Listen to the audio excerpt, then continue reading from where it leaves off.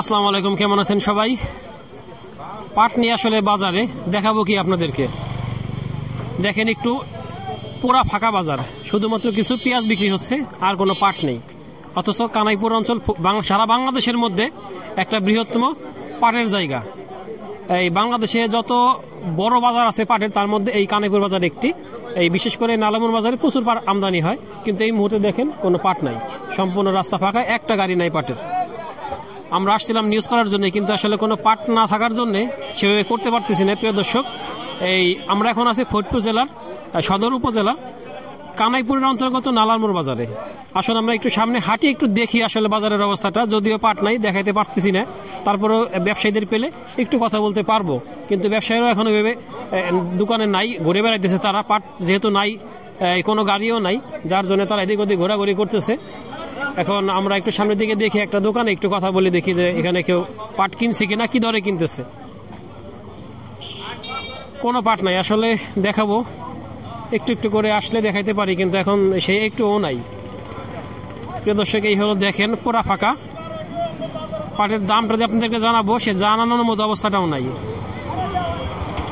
আমরা আর একটু অপেক্ষা করব, তারপরে না হলে চলে যাবে ইনশাল্লাহ। দেখতে থাকুন। প্রিয় দর্শক, আমরা অনেক খোঁজাখুঁজি করে একজন ব্যবসায়ী পাইছি, কৃষক তো নাই, ব্যবসায়ী পাইছি। সে একটা পাট কিনছে। কি দরে কিনছেন আজকে? 3300 টাকা মাজলা পাটটা। আর আজকে কি অন্য কোনো পাট কিনেন না? এখনো পাই নেই, তবে সামনে আসবে। প্রিয় দর্শক, এই হলো পাটের অবস্থা। আমরা আর একটু অপেক্ষা করব, দেখি দুই একটা পাট আসলে দেখাবো। দেখতে থাকুন। প্রিয় দর্শক, অনেকক্ষণ পরে এই প্রথম একটা পাট আসলো, এক গাড়ি পাট। তবে পাটের মানটা এভারেজ, খুব একটা ভালো মানের পাট না। সে চলে যাচ্ছে, এখন দেখি কোথায় কোন পর্যন্ত যায়।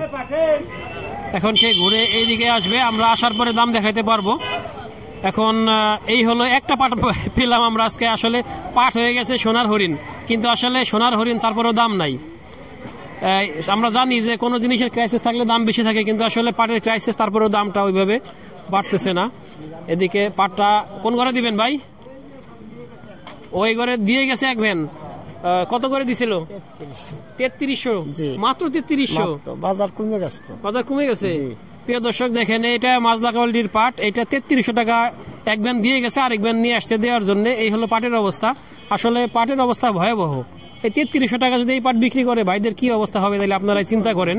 কিন্তু তারা আসলে নিরুপায়। এখন আসলে আর কতদিন ঘুরে রাখবে তারা? ভাবছিল যে একটু বাড়বে, তাদের লসটা কভার হবে, পোষাবে, কিন্তু তা হইতেছে না।